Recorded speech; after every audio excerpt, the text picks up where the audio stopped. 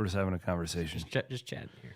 What's up? Welcome to Williams and Blum here on a Wednesday. We are in the Wild Rose Casino Studios in beautiful Ankeny. Fueled as always by Cody Road. I want to give everybody a look. If you're watching live or if you're watching on the YouTube page, which is picking up steam. Everybody is watching on YouTube. Well, now. you would want to look at us too. This is the Iowa Cream Liqueur. This is potentially my favorite product that the Mississippi River Distilling Company makes. And this is perfect for these morning games, especially these morning road games where you're at home and you're just drinking the coffee. Just pour a little in there, Bloomer. Pour a little in there. You're going to Cincinnati. Yeah, it's a noon start out there. You lose an hour. You know that? I guess I didn't, but that certainly makes sense. I just haven't thought about it. I'm bringing some with. You're bringing some Iowa Cream? Yeah, or I'm bringing some bourbon at least for that after the Iowa celebration. Cream, and then they've got the new amaretto one that's out, and they've got the salted caramel that you could find. My favorite is the eggnog. I don't do eggnog. Anti-eggnog. You wouldn't. We're almost at the time of year where people are going to start putting out candy corn, and that is a no-go. You know, a hilarious quote my 8-year-old says to me last night. This ought to be good. So my wife and the 4-year-old don't like candy corn. Cameron says to me, Dad, I think there's something wrong with Mom and Elise. They don't like candy corn. So overrated. When you can get a fun-sized Snicker bar or a Reese's cup, why would anybody choose candy corn? I mean, we have mix it with nuts. We have moved on as a society. You mix it with nuts. It's just like the triple option. Like it once worked, now only Navy does it. I want to give everybody a shout out who's watching us live currently. The people we have a lot to get to on a Wednesday show. We will get jam. to Cincinnati. A couple of things have happened since then. We're going to talk about Gonzaga and the Big 12. And then I also want to talk to you, because this is kind of your wheelhouse, Bloom, where we've had a couple of coaches this week really come out and say we need more money to pay the players. Specifically Mark Stoops. He's the one who got the most headlines.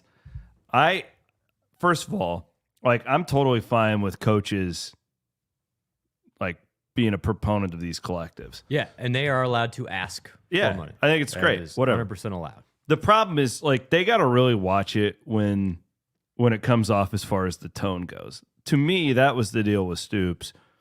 It rings a little hollow when the guy making $8.6 million it sounded to me when he did it like he was blaming the fans, like, for not, you know what I mean? Like, that's where, like, these guys have just got, there's a really fine line. It is, and we can get into more of it, but basically, the one rule there is that is enforceable is coaches cannot contribute to collectives. So he can't give $1 million. No, or else. Now, are some coaches doing that? I'm not going to put it past them, but they're not. That is like a huge violation. That has been a thing for 50 years, though, where especially with assistant coaches. Yeah, I mean, everybody knows it's probably going on, but even though he's making $8 million, that doesn't matter. He cannot fund the collective. That is, anybody with the athletic department cannot be a part of a collective, funding-wise. Understood. So, yes, he's making a lot of money, and I would argue it's that fungible thing where it's like, well, yeah, if the athletic department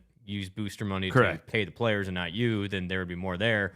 But this is also the deal. Like, it's why if you go around to the NFL, like, their practice facilities aren't as nice as college because they have to pay their workers. And it's why the Power 5, the high-level Power 5 coaches make more than NFL coaches. Yes. It all makes sense to me. But he can't himself pay. So when he says as a school, hey, Georgia has more NIL money, we need to step it up, he's not lying, but it also is not a great look for him to say that. Well, the way he said it, it's like, well, they bought all these players. And there's a reason why Georgia's really good, by the way. Yeah. I'm starting to wonder, too. They try to get some of our guys. I'm starting to wonder, too, if, the more we watch, is like, because Kentucky's good, right? Like, they're a good team. Yes. I don't know how good they are, but they're a good team. They didn't even look like they belonged on the field with them. And, I mean, we've seen that with Iowa State this year. I think they're a good football team. I mean, young, but they didn't really belong on the field with Oklahoma, right? Like, and we're starting to we're seeing more.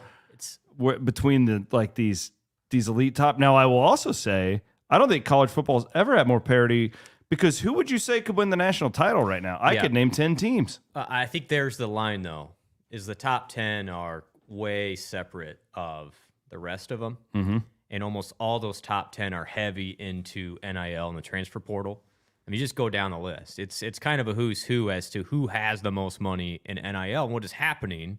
And we will get into Cincinnati, I promise. Yeah. I wanted to hit on this in Gonzaga but here. The Georgias of the world, what they did this offseason, what they can continue to do. So let's say, okay, let's we're just gonna be honest. We're all friends here. I would guess, and I don't know for a fact, I think Georgia is probably $10 million plus in their NIL budget. Okay, per year. God. Okay. So do the math. Are they the top, you think? They're going to be up. Top five. They might even be pushing $15 million. I mean, Clemson is not known as a huge spender, but I heard their football program's getting $6 or $7 million a year just in football. Okay. I'm going to chat with our friends here. We're a fifth of that 10 million right now. Okay. So what they can do is they can say, hey, we'll get your guy. We'll pay him 3 times as much, 4 times as much, 5 times as much. He might not start for us, but he's depth. And that's what Stoops said, and he's right. Yeah, no. Is now you get deeper in the season, these guys get hurt. Now their backups are starters on everybody else's Power 5. And so now is when that depth really starts to expose itself. And those top-end teams continue to be top-end teams, because when they get a guy dinged up, they just throw another big-level guy from a transfer, and they will poach. They say, okay, that guy's an all SEC, or probably not all SEC, but an all Big 12 player. Let's try and pay him to come to our school, because his school can't pay as much as theirs. And that is why, if in the next 6 weeks, we are determined to raise our NIL budget, because the portal opens December 5th. And you can probably name the guys that would be very appealing to the Georgias of the world on Iowa State's roster, and it's going to come. So we have to try and raise as much money as we can to beat that. Fascinating. It's the name of the game. The coaches can only do so much, and that's why you're going to see more of this, Chris, because they all see that date coming, where they say, oh no, December 5th, the portal opens. It's a 30-day race to get the best players, and if you don't have the ammo to step up, you're probably going to lose some of those guys. Yeah, I would just encourage any of these coaches who, and Stoops did that on a whim, right? Like, so this wasn't like their collective and Stoops he was just talking. Yeah, and I respect him because he just was being real. Yep. You got to craft the message in a way where, it's not a huge turnoff to people. And anyways, I don't think anybody did anything wrong. No, but it looks really bad when a guy's making $8 million saying, "Hey, Joe Carpenter, we need your $1,000." That's the problem. Yeah, I know. I understand it. It's a deal where it's just like you look over the last 20 years and it's like, well, why are we in this spot? Well, it's like, how much dead money is being spent in college football right now? Like, how many coaches is Nebraska paying? Like this second, you know what I mean? I think Charlie Weiss is still getting paid by Kansas. That's my point. Yeah. So you funnel in all that money. It's not that hard to pay the secondary. It'll cycle out eventually. Yeah, at some point, if you're a coach, though, you're going to have an honest conversation with your athletic administration saying, okay, I'm taking this much less. Yeah, and I want that to go to the collective. And I want the boosters to then fund the collective. Yeah. Like, if you're not a coach and you're not thinking that right now, then you're not going to have as a successful team. Those conversations are going to happen. And, yeah, you'd like to just grow the pie entirely. And I think they're going to find out at the Kentuckys of the world, well, shoot, this $8 million for Mark Stoops, maybe we better off giving him $5 million and then use some of the $3 million from our donors to go over to our collective. And that is 100% happening everywhere else right now. And so he can maybe only blame himself. Now he's probably saying, well, we still need help. He's right. But the money isn't limitless here. We're not the Live Golf Tour. No, really interesting, and it continues to evolve. Yes, but the good thing is, if you're just a college football fan, it's been good. It's never been more wide open as far as who's going to be in the playoff, who's going to win the title. And TV ratings have never been higher. Yeah. You could argue this has been the best year for college football. So, on that side, I don't think NIL has damaged college football at all. It is, though. You're starting to see a separation of those top schools now, and there was always a separation for those best schools anyway. Maybe that hasn't changed, but it's going to be really hard for the Kentuckys and some of these other schools that don't have these massive budgets to keep their best players on their rosters. And that's where culture and everything else comes in, and you hope you have the guys that want to keep out of place. I'm going to say it one more time. I still think guys want to play. You're right. And I still think, like, from Iowa State's standpoint, you know more than I do, but Sama, Bramer, these guys are all playing. And, like, would Abu Sama be playing at Georgia? No. He wouldn't be. Like, we're just being honest. He's a really nice player. We love what he's going to bring to Iowa State. He wouldn't be. He'd probably be making more money. There's no question at Georgia. Yep. But what are you, third or fourth string? It's in there. Yep. So like there is a balance here. That's why I don't think this is the end of the world. Yeah. But I would just say and this is why I like Iowa State's place in the new Big 12. This is what I've been trying to say for a month and a half. But we can't be last. Correct. You know, that's the thing. Like we can't. But I think we can compete with these schools where. Like, man, the Georgias, the Clemsons, and again, I'll get off the soapbox. If you guys have ever thought like, hey, I'm thinking about this, do it. I would highly encourage it. The next 6 weeks are huge. Buy as much Ames lager as you can. Buy the cold brew. We got some other things happening. And like the tax implications are huge. They are. And it is still, join the We Will Club. If you want to do a nonprofit gift, let's hit that too. The We Will Club. So when you do that, you get a free subscription to Cyclone Fanatic at a certain level and above, at $25 a month or more. Then you become a Cyclone Fanatic premium member and get all those perks. But it's really thank you for bringing this up. We have right now, Chris, 800 members through both the nonprofit and the We Will Club that are contributing monthly. 800 total. We need to grow that. There's just simply we need to grow that. 800 people giving monthly. Can we get that to 2,000 by the end of the year? I would love that. Yeah. You're $10 a month if you do it monthly, because then we can say, okay, we know that's coming in every month. It's a lot easier to track, a lot easier to budget, all these things.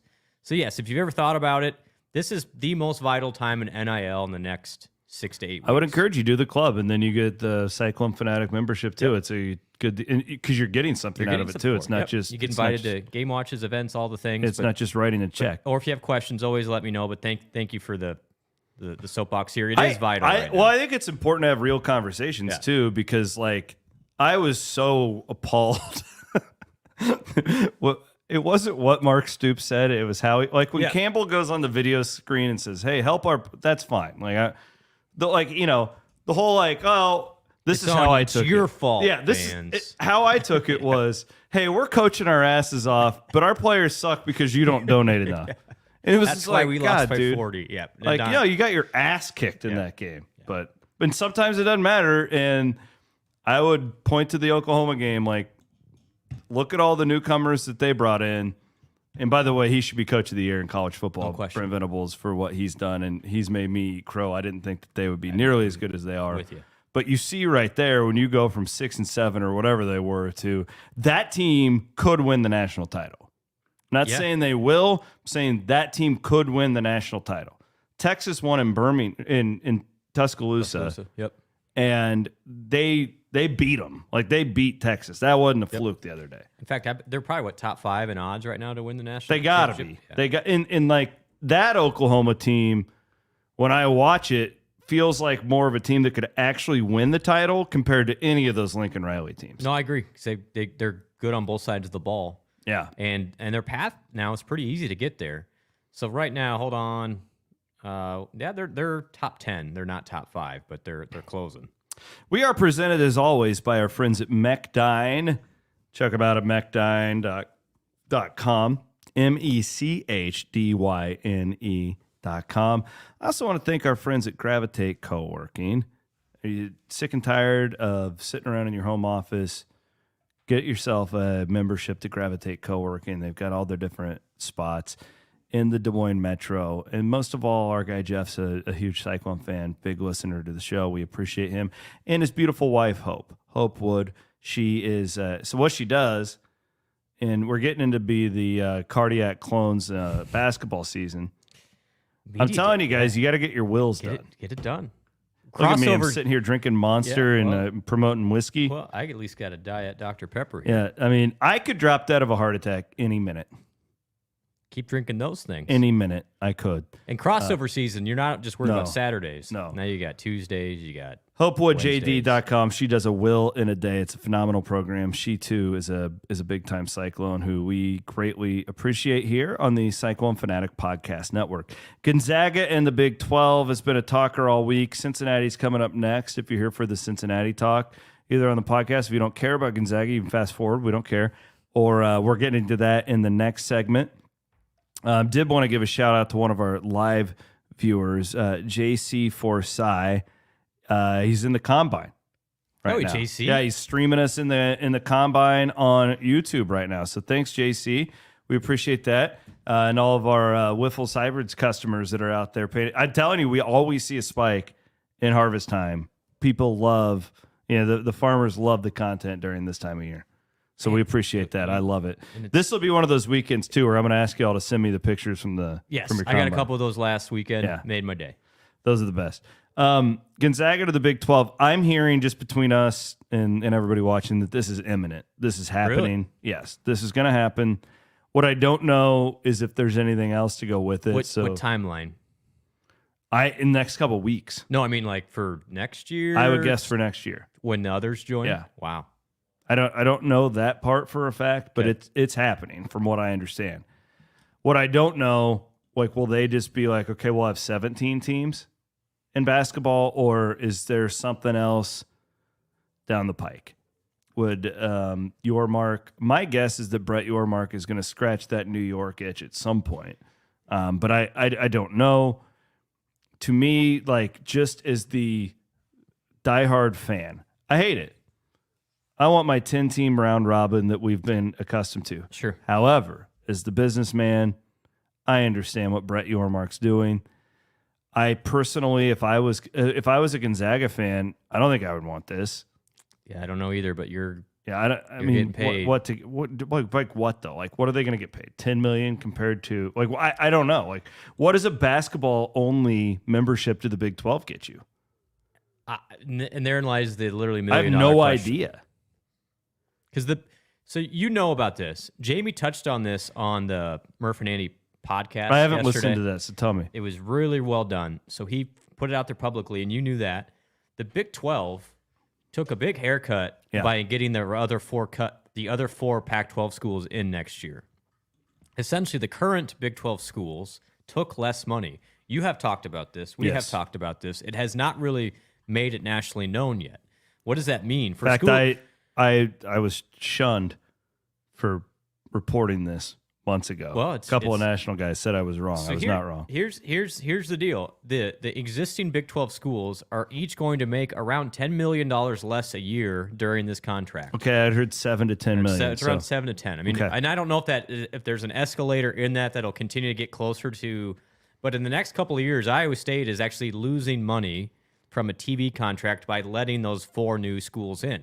The reason you do that is you hope then the 29-30 contract, when it kicks in, you're stable, you have a seat at the table, and then that one really jumps when you show your value. You bring in a Gonzaga, they're not coming for free. No. So there's another It's going to be another pie. Hit. And then secondly, what Jamie brought up that I thought was really good was the non-football schools have a huge advantage in college sports right now. Yes, because they don't have to pay them. Right. They don't have to pay a football team. They don't have 85 scholarships. Why do you think Creighton took such a big bump when NIL hit? So it's not an even. Creighton went from being a good program to a top 10 program. Yeah, they're going to stay there because they are super well funded. They are loaded over there. But Gonzaga is not on the same playing field as the rest of the Big 12 then, because they could literally put all the resources into men's and women's basketball. These other schools have to pay for NIL for football as well. Gonzaga could end up being a power in basketball because they could just dedicate. Interesting. It's not an even playing field. And not everyone's playing on the same rules. And it's one thing if you're the Big East, and I'd say half of those schools have no football, and so it's a little bit more even. But the Big 12, you're going to have one outlier who doesn't really make sense with the rest of the. I hate it. Yeah, and I hate it. If you want to be the best basketball league, and we've talked about this, that will generate eyeballs, and it's another revenue stream potentially. You're betting on it long term. But in the short term, I think there's going to be some grouchy administrators and basketball coaches because they're going to have an advantage over the rest of the league. there is also the theory, and maybe this is a bit too old school and doesn't work with the current times. You know, I've also heard the theory that this will really hurt Gonzaga in the long run because you'll be a geographical outlier. Not that it matters, but being that far away does. Like, have you ever flown out to that area of the country on a charter flight? It takes forever. It's a long time. It really takes forever. I've never done a charter, but I've done hopping through Denver. But that's way faster than these little planes. Yeah, they don't move real fast. So, we did a prop plane to Corvallis. You're fighting that jet stream. It took forever. We had to stop in like one of the Dakotas and like fill up with gas, and I'm not kidding. It was the longest flight of my life. I sat with J.C. Holloway and we chatted forever. I learned everything I needed to know about J.C. Holloway. Talk about Kelvin Cato, Kenny Pratt. I guess my greater point with the Zags is I think they're in a great spot now because they're basically like an independent. Yeah. And they also get these guys that often are elite. This is why they have a lot of busts in the NBA. They're elite in that league because you can't your warts don't really get shown that much. And it's a really fun league to play in because you're always kicking everybody's ass. I wonder what they're gonna be like in a power league, specifically one like the Big 12 that we've seen get older and uglier by the year, especially with the COVID year and with NIL, because Iowa State's a much younger team this year. We had Iowa State Media Day today with TJ Otzelberger and the team. It's a much younger team, but it's still rugged. Like, you look at Iowa State's front line, don't call those guys young, you know? Yeah. You've got a bunch of grown-ass men, and I don't know. What you're missing here is, though, there is a world that may happen down the road where those smaller conferences are a separate. So this is they're keeping their seat at the table. You think that's what this is? I hadn't thought about it like that. I just think it's eventually because right now you already have some of the bigger schools saying we don't need the NCAA. Let's go on our own, and we don't have to pay them at all. You have some of these major conferences that want to run the NCAA tournament themselves. They're like, we don't need the NCAA to run a tournament. We know how to do that. And so the West Coast Conference could just be belly up. Yeah. And so if you're Gonzaga, you want to get in now, or else you're okay. So you sold me on it with that. That makes sense. I mean, from them, it's really like, well, we can probably be better in the short term, but if we don't have a seat at all, then what does it matter? And I think they're going to be okay. Now, they won't be the same because you're right. They get the advantage now of being independent, playing all these big games, and beating up on these, the Dons of San Francisco in the meantime. But sure, I mean, that's great. But why don't you just take like St. Mary's too then? Honestly. Because nobody's tuning in to watch St. Mary's play. They will turn in to watch Gonzaga. And can you imagine a Gonzaga-Kansas game in February in Allen Fieldhouse? I mean, like 9 o'clock at night, and yeah, I mean, that's the thing that nobody's talking about either. That could get 2 million viewers for that thing. That would be 5 times as much. I get it why the Big 12's doing it. Yeah. I understand it, but as a fan, I don't have to like it. I agree, and I think for an Iowa State, from Iowa State's perspective, in the short term, I don't know if it's a fun brand. They are a fun brand. I don't know. I think it doesn't there have to be a partner with them? Yes. Doesn't there have to be an 18? Because then the next question is, well, how do you do a 17-team postseason was it like St. tournament? John's? I'm trying to think of one of these non-football. Connecticut. Are they going to bring in Connecticut now? I don't know. Could Connecticut just say, okay, well, we need to hop on board somewhere? Basketball only and go independent in football? Yeah, it's kind of what they're doing. That's what they're doing right now. Yeah. That's what I'm saying. Like I wouldn't. And Yormark still seems all in on East Coast stuff. I could definitely see them trying to poach Connecticut. From what I understand, Yormark really wanted that Connecticut thing to happen in the first place. But, I mean, he clearly wanted the Four Corners schools first. But that was not... a lot of people are like, oh, this is a fault. Like, no, he wanted Connecticut in the Big 12. Yeah, it's there's so many dynamics here. It's not... people are thinking both short-term and long-term, so we will see. But I mean, if Gonzaga happens, they got to have a partner. I'm pretty confident about that.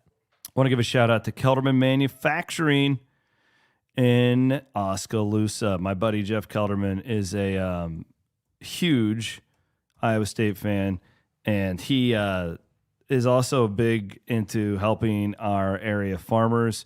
If you are out there in combines, if your stuff breaks, go to kelderman.com, go to agriculture.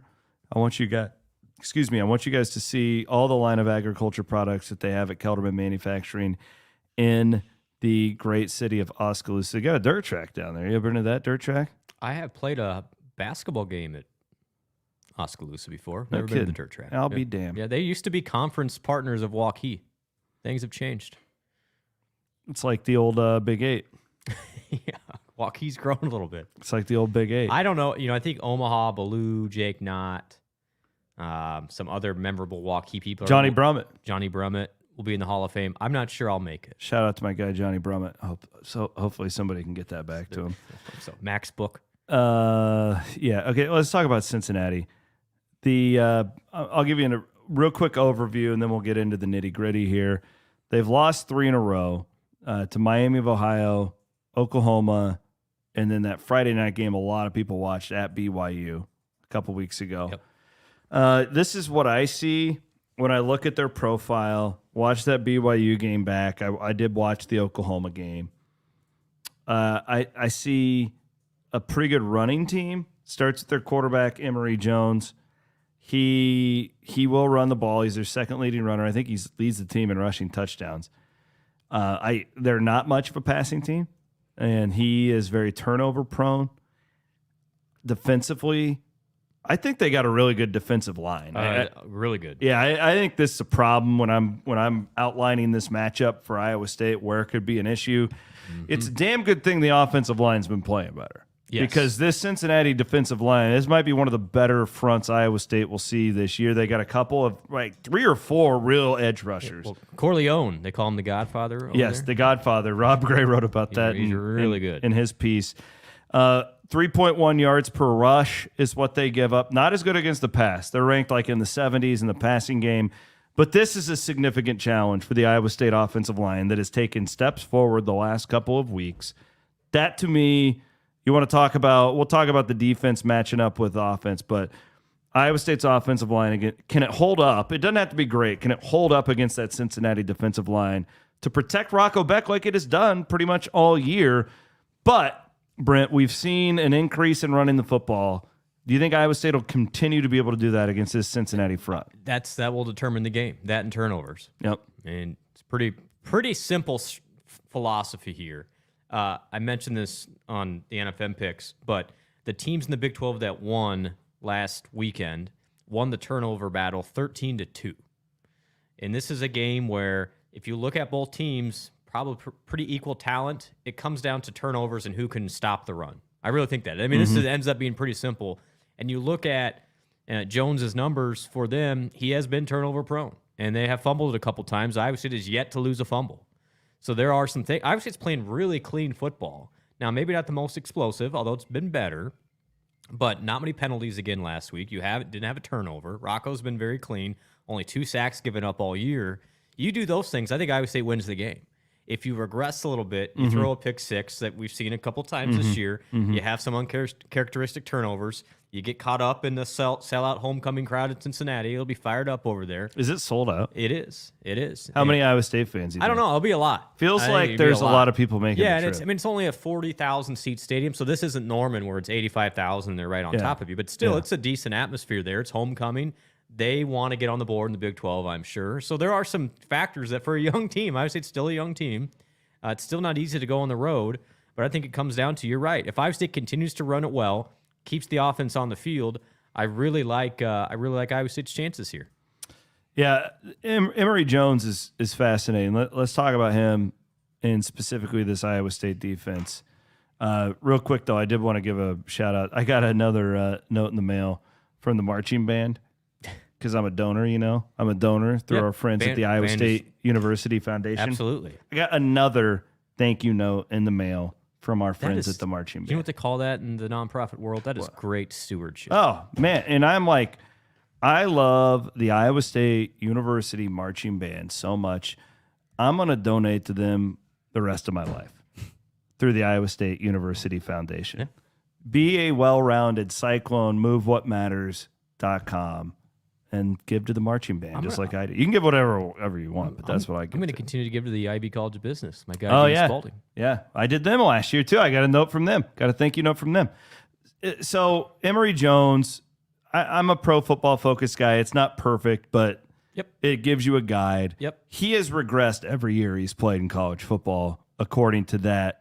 He still terrifies me, though, with this defense because he's a guy who can just extend drives. We saw that last week with TCU. I've watched the game 3 times now. I don't think the defense was as bad in the first half as I initially thought. I think that this Chandler Morris...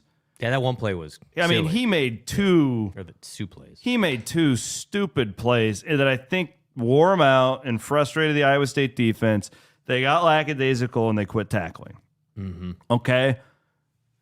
That's the type of stuff Emory Jones can do when it comes to extending plays. Similar quarterback, though, Brent, is he will throw up some jump balls. Yeah, so he's the thrown key 6 interceptions in 5 games. Here's the key to me on this side. Cincinnati's a good rushing team, 218 yards per game, top 10 nationally. First and second, can you put them 3rd and 6 and longer? Right? Get them into 3rd down, and I'm going to take my chances with Iowa State's secondary against this guy. I think he'll throw 2 interceptions in this game. But again, like I'm also fully expecting it's going to be 3rd and 12 sometime, and he's going to pull a rabbit out of his hat and do something crazy. He's that athletic, that good. You're right. I mean, they're 5 yards per carry, and they played good competition. This isn't all against Eastern Kentucky. And they moved the ball against Oklahoma. They just couldn't put it in the end zone.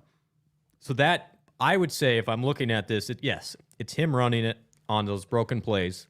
But then if they can establish the ground game, Iowa State has not been as good this year against the run. Been okay, but I mean, 170 last week for Bailey for TCU. I mean, he was really good. That's a little bit. This is a big Malik Verdone game. Huge Malik Verdone game. Yeah, he's an Ohio guy. My guy Rob Gray is currently in the next room right now here at the office, writing a Malik Verdone feature. Okay, perfect timing. If you see Malik, I've never met him. Will you tell him that I am his biggest fan? He's a big dude. Dude, he is. Yeah. He's the glue to the defense. He needs to have a bit. Bo was awesome last week. I'm a big Bo Freeler guy. Yeah, but Bo's life's a hell of a lot easier when Malik Verdone's next to you. It's a fact. And I talked to Bo about that. Yep. So Iowa State safeties need to be good. They're going to get them up and run support. They're going to put Purchase and Tampa on an island a lot. They're going to say, all right, Cincinnati, try and beat us through the air. And but you got to stop the run. Here's a little nugget for you. Key player. Hasn't been mentioned much on the pod. Zach Lovett. Ooh. They've put him as a spy on the quarterback the last 2 games. He did really well on Dylan Gabriel in the second half at Oklahoma, and he was lights out last week against TCU. When that quarterback started making all them crazy moves, they put him out there. He's had sacks the last 2 games. I would say he's been responsible for 3 sacks because he's cleared things up. Against a guy like Emory Jones, I think Zach Lovett. Okay. Zach Lovett and Malik Verdone are my keys to victory for that Cyclone defense. The picks to click. I like it. And these running backs for them aren't super dynamic. They're good. They're not like game breakers. No. But they're solid. They're not as good as the TCU guy. No. So these safeties have to be good, though. You got to again. Cincinnati will not divert from running the ball if they're having success because they know that Emory Jones is turnover prone as well. Iowa State wants him to throw 45 times on Saturday. You've been on these road trips. They like the 11 a.m. kick when you're on the road, right? That's 100%. That favors the road team generally. From little what I know, this isn't a long bus ride coming in, so it's even better because the team is staying. So it's not one of those deals like when you're in Waco and you got to drive. Stay in Temple, and so it can be a haul, and you hit 35 traffic. No, they're staying right across the river. It sounds like. So what are your plans? What are you going to do in Cincinnati? I don't know yet. Eat some Skyline chili. When are you going? I'm leaving Friday morning. I'm going to get there around early. What is the deal with the evening. Skyline chili? Has Aiden had or Jackie had Skyline There's no chili? way Aiden has. No, Aiden's never even been out of the state of Iowa. I haven't had Skyline. Apparently, Skyline chili is spaghetti with meat sauce. So this is the same thing as that place in Milwaukee that Pollard had me go to. The real chili. Are you talking smack about the Cincinnati? Because that's a good way to create some enemies. When we went to the NCAA tournament in Milwaukee, I had Pollard on the radio show. Okay. And, because Pollard's a Milwaukee guy. Yep. And he was giving fans like tips on places to go. And this place is called Real Chili. Real Chili. Real Chili. Okay. And they put noodles. It's open 24 hours a day. People will go there for like breakfast and stuff. Yeah. I mean, basically, it's just like noodles, cheese, and meat sauce. Yep. And you can maybe get beans. That's called a 4-way, I think. What? There's a 3-way and a 4-way. Again, I'm looking at the menu here. I personally prefer the 3-way. 4 seems a little exhausting to me. I don't know if I can handle that. Or you can get a Coney dog. You want to add some Coney dog in your life. Leave it alone. But chili. I think I might get some Friday. Friday afternoon, evening. All right. Dave's watching on Facebook. Thanks, Dave. He says, yeah, Cincinnati chili is very similar to the Real Chili in Milwaukee. Real Chili in Milwaukee is it's like an institution. It's downtown. I would argue Skyline Chili has the more national reputation. Well, it maybe does. I'm telling you, in Milwaukee, that's where everybody goes when they're drunk. Well, they go to Real Chili. I'm going to guess there's a few Iowa State fans who might. Keith Murphy tells the story the best. But me and Murphy were at Real Chili. And you've been out to eat with me enough. I always ask the waitress, what's the best thing on your menu? Yeah. And that's until you've had a few. Then it gets so a little imagine more dicey from there. It's like 11 a.m. NCAA tournament's going on, but there's nobody in there. Murph and I are grabbing some chili. And this person's making minimum wage probably. They hate their life. And then I go, hey, what's the best thing on the menu? And this guy looks at me and just goes, the chili. Did you get it?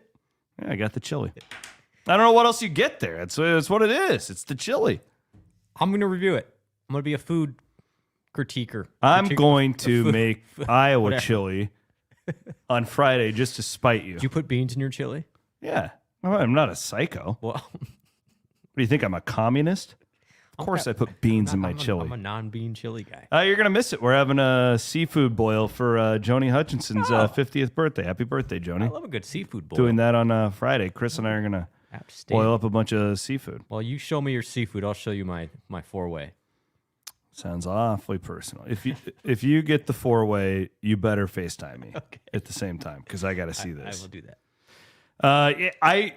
Listen. I do think Iowa State wins. But I've been saying this since before the TCU game. I thought that this is a better matchup for Iowa State than TCU was. A little bit them coming off of a bye is an advantage to Cincinnati. But don't you just in general have to fade these new Big 12 teams right now? They're not performing well. Yeah, but then I think Cincinnati's analytics look really good. Okay. And that's why the number's actually going up. I think the point spread has actually gone up to 5.5. Has it really? In some wow. places. Okay. I hadn't seen that. Because if you see their metrics, offense, defense, yards per play are both really good. It's just they have been bitten by bad luck, turnovers, and red zone inefficiency. Does that sound familiar, by the way? So the odds are they correct that easier than the yards per play situation. That's why Vegas generally likes Cincinnati a lot, despite the 3 losses in a row. Now, we've seen it before. Sometimes those bad habits are just part of it and not fluky, and you're going to continue to have bad habits. Could be wet on Saturday. Maybe it's more turnover prone. Iowa State has, again, like I keep coming back to it, played really clean football the last couple of weeks. And you hope that continues. I think this is a 4-quarter game. I do too. I just think they're different than TCU, though. TCU beat you with speed and skill. These guys are a little bit more traditional. Now Jones can throw it. He can run it. The receivers are okay. But you don't have to worry about as many game breakers as you had on a TCU where they could house one from 75 yards. So if this defense for Iowa State makes Cincinnati earn it, you hope they have a mistake, a penalty, or shoot themselves in the foot along the way. All right. A lot of people are chiming in on the chat. If you're watching live on this chili thing, I'm not going to get into it, guys. I'm sure it's all good. Thanks for your input. We need a chili contest. You know what you need is you need some chili and some candy corn. for dessert. That's what you need. We appreciate our presenting sponsor, Mechdine, the Mechdine Corporation. By the way, great podcast with TJ. Oh, thank you. Yeah, I appreciate that. I enjoyed that a lot. We should. If you guys haven't listened to that, I did. I sat down with Otzelberger on, what was it, Monday. He is not tamping down expectations. It's very anti-TJ. Yeah. Usually I've always learned if TJ thinks the team is going to finish 4th, he'll tell you 10th. Right. I mean, this goes back 15 years. He's been like this. Practice has been going great. Well, I got a little peek at, he showed me this. He won't mind me sharing this. We were up in his office and Omaha Blue was down getting a workout in. And TJ says that's one of the only McDonald's All-Americans in history that will be working on stuff like this. And they just had him doing like junkyard dog stuff. Like he wasn't shooting threes. He wasn't working on dunks. He was coming off a screen, like just getting the crap beat out of him. Yep. And it was impressive. The thing with Omaha, and I hope it doesn't turn into this, I have a concern he's going to get the Tristan and Aruna treatment. Where it's always like, well, why didn't Omaha play? Oh, yeah. Early, give him time. Like, this kid works really hard, really hard. He still has all the potential in the world. He's 5 years younger than Trey King. And so you got to give him some time to figure it out. Trey's been through all this before. These guards are really good. Omaha's going to be a factor. There's no question. But, those November games, if he's not playing 30 minutes a game, we as a fan base have to acknowledge that it's all part of the growing up here. And, Omaha's an NBA guy. There's no question. But I don't want the expectations to get too carried away. Oh, I don't. For those who don't know, he wouldn't start if the season started right now. Right. And I'm just trying to, and it's not. Yeah, it's not that he sucks. He's playing against 25-year-olds. He's a really good player. And it's just that's the good news, though, for Iowa State. Same with Momcilovic. Momcilovic is a future NBA guy. There's no question. I actually think he's a more lockdown future NBA player than Omaha is, in my opinion. Well, I think they're both going to be NBA. Yeah, I do too. But I'm saying, which one's more of a sure thing for a 10-year career? Guy who can sit in the corner and make threes all day. Whatever. The good, doesn't matter. The good news is the depth here is really impressive. Ward has gotten so much better. Yeah. Jones is going to be a factor. I mean, Rob Jones is going to play. Okay? Did you hear the nugget TJ gave me on Taman Lipsey? Yeah, he's shooting the ball. He's shooting 38% from 3 during scrimmages. And Gilbert's been great. There's a lot of positive things. It's a young team in some areas, but terrible. I'm bullish on this men's basketball program and the women's team. Their media day is tomorrow. Can't wait to find out more. They have a lot of new people. It's like need a spotting chart to figure out who's who, but they're pretty kind of like excited. watching Iowa State's defense. Yeah. Who the hell is that guy? Crosby? Cooper Ebel kind of got out of nowhere. He's a true freshman. He played a bunch against TCU. I had to. You can ask Aiden and Connor. They were with me at the guy? game on Saturday. I had to get up and go get a roster. I don't need rosters usually. I mean, I do this all the time. I know all these guys. I had to go get a roster with all the subs Haycock was making in the second quarter. Yeah, because the game was still. This wasn't junk time. No, he was pissed, and he was putting in guys who would tackle. He's like, Williams, you're coming in. Ebel, you're going in there. Trent Jones, you're coming in. By the way, I'm buying stock right now. The stock has been purchased on Jontez Williams. Okay, I'll buy Cooper Ebel stock while we're okay. While we're And I want the. I'm gonna start a new growth portfolio with Williams and Crosby because I think they're really freaking good. The next secondary. I think those guys are players. You ever been to Hartley, Iowa? Yeah. Hartley, Melvin, Sanborn, I believe, is the. I mean, I feel like I've at least driven by it. The Why? acronym? That's where Cooper Ebel's from. Oh, okay. Hartley, Iowa. Is he a walk-on? No, scholarship guy. But then they had a walk-on play significant snaps that Sturgis that's came the one. in. Yeah, he's from Chicago. Chicago. Yeah, that's the one I was thinking of. 17 freshmen played. Get to work, Blum. I'm trying. This is all on you. Yeah. I'm gonna call him up. You know what? Mark Stoops. It's all on you and the fans. Mark Stoops can't donate to Kentucky, but maybe he could donate. So could Campbell donate $1 million to Kentucky and Mark Stoops could donate $1 million to Iowa State? How would that work? Interesting. You make like alliances with different schools. Or it's like the challenge. Did you see this? Aiden sent this to us. Kansas, completely scot-free. 3 years probation, just breaking. All of that. I mean, are you surprised? No. All of that for that. Oklahoma State should have done what Kansas did and just drag it out and refuse to give them any information. Unbelievably frustrating. I don't know enough about it. I let it slip through the cracks, but I'm not surprised. Well, they waited long enough until NIL became normalized, which I mean, actually was Oklahoma State cooperated too well with the they, NCAA. too quickly. Yeah. If Oklahoma State does that now, they're Yeah. Bill Self. What a time to be alive. Bill Self Death, taxes, Bill Self. lives in a tree. Nobody can touch him. He is Brent Blum. My name is Chris Williams. Aiden Wyatt producing today's show. We were live on YouTube, Facebook, Twitter. We're going to try and do this as much as possible on Wednesdays. We cannot always do it. I know it's hard for you guys to plan. We apologize for that. But, you're going to get a Williams and Blum pod every Sunday and every Wednesday from now on. Here on the Cyclone Fanatic Podcast Network, we're presented as always by our friends at Mechdine, signing off from the Wild Rose Casino Studios here in Ankeny. Have a great weekend. If you're going to Cincinnati, be safe. And Be if careful not, with those chilies. Go and get yourself some Iowa cream, baby. Fill up the coffee. Have a great one, and we'll be back on Sunday night.